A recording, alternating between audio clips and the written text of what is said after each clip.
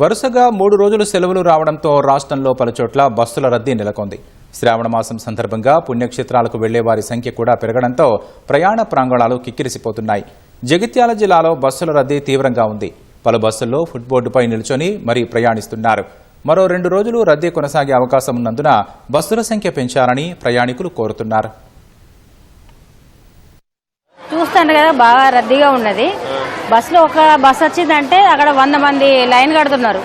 బస్సులు చాలా తక్కువ ఉన్నాయి. అసలు నిజం చెప్పాలంటే మా జన్నారం మండలకైతే ఇప్పుడు 1కి వచ్చింది, 3 గంటల వరకు బస్సు లేదట. 2 గంటలు ఇప్పుడు 2 గంటలు వెయిట్ చేయాలి మేము. బస్సులు కూడా కొంచెం ఎక్కువ వేస్తే బాగుంటుంది.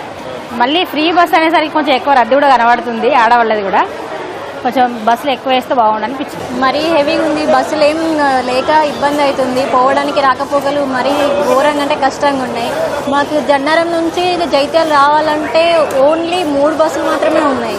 రావడానికి మాకు అక్కడ నుంచి పొద్దున ఎక్కితే ఆ బస్సులో కిటకిళ్ళాడుతూ ఒకరి మీద ఒకరు పడేటట్టు బస్సు ఎక్కాల్సిన 50 మంది ఎక్కాల్సింది అయితే అందులో ఒక 150 మెంబర్స్ వరకు ఉంటుంది కావచ్చు. దయచేసి రేవంత్ రెడ్డి గారు ఎక్కడ ఉన్నా కానీ మాకు ఈ జన్నారం నుంచి జైత్యాలకు రావడానికి రాకపోకలు చాలా ఇబ్బంది అవుతున్నాయి.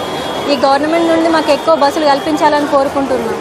చాలా రష్ ఉంది, బాగా ఇబ్బంది అవుతుంది. బాగా ఎక్కువ మంది ఫ్రీ బస్ అంటే కొంచెం మంది ఉండాలి కానీ మరి ఇంత దారుణంగా ఉంటుంది. ఇబ్బంది అవుతుంది రావడం పోవడం.